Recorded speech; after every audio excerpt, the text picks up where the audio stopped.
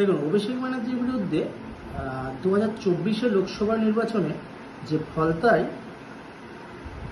ভোটই total হয়নি, ফলতার সাধারণ মানুষ ভোট দিতেই পারেন, যার ফলস্বরূপ আপনি দেখেছেন মাত্র 14,000-এর মতো ভোট বিজেপি প্রার্থী পেয়েছেন। সেই নিয়ে আমি একজন সাধারণ নাগরিক হিসাবে হাইকোর্টে মামলা করি। সেই মামলা করার ফলস্বরূপ আমাকে একাধিকবার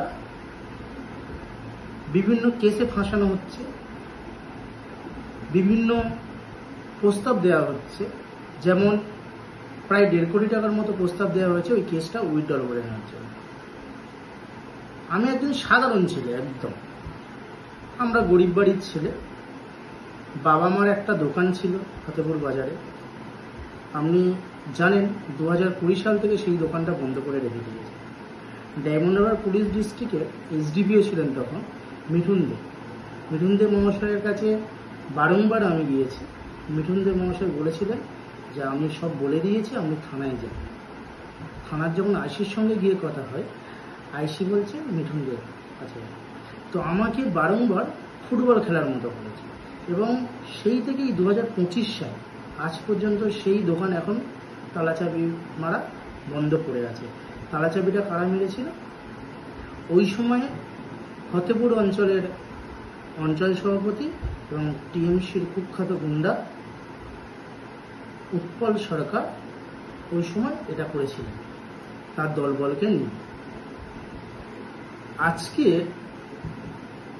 জুলাই মাসের 2 তারিখে চালাড়ি গ্রামের একজন ব্যক্তি, তিনি নিখোঁজ হন। তার স্ত্রী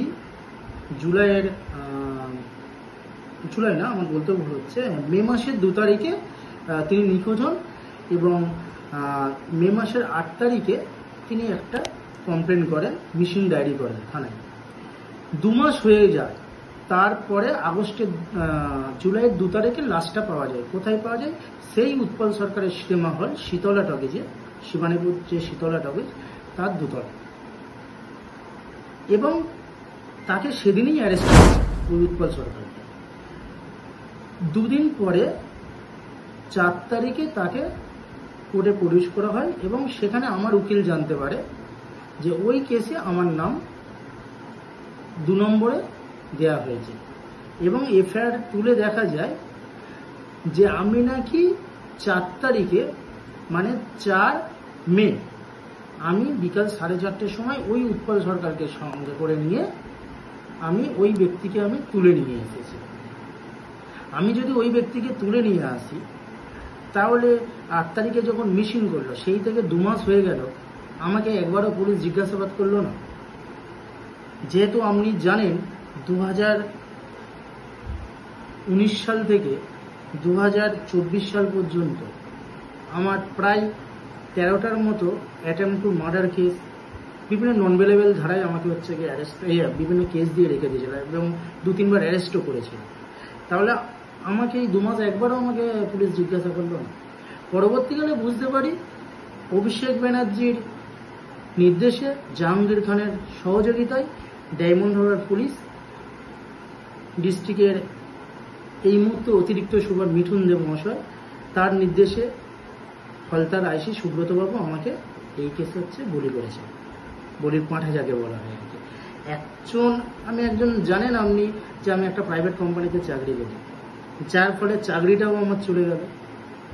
বাবার দোকান এই প্রায় 5 বছর ধরে বন্ধ হয়ে পড়ে আছে। আমার 2টো মেয়ে, যেমন 14 বছর বয়স, একটা 8 বছর বয়স। আমি আর বাবা ছাড়া বাড়ির কেউ ইনকাম করে না। তো এই মুহূর্তে আমার ফ্যামিলি কন্ডিশন যদি দেখেন, অর্থনৈতিক দিক থেকে একদম ধসে গিয়েছে এবং আমার মা, আমার বাবা, আমার ফ্যামিলি পুরো ইনসিকিউর ফিল করছে। মানে বিভিন্ন ক্রিমিনালদের ভয় দেখাচ্ছে, এখনো পর্যন্ত অফার করছে যে একটা সিটিং করে নাও, এই কেসটা উইথড্রল করে নাও, তাহলে তোমার সব কেস থেকে বাঁচিয়ে দেওয়া হবে। কিন্তু বিক্রি হওয়ার ছেলে আমি না, জীবন চলে যাবে, লড়াই করে যাবে। হয়তো দেখবেন এই যেমন আজকেরও আপনি দেখছেন যে আশেপাশে ফলতায় ডায়মন্ড হারবার পুলিশ ডিস্ট্রিক্টের ভিতরে 2-3টে লাশও পাওয়া গেছে। হয়তো কোনদিন খালের ধারে আমি এরকম লাশ হয়েই পড়ে থাকবো, কিন্তু শেষ দেখে ছাড়বো, লড়াই রাস্তা ছাড়বো।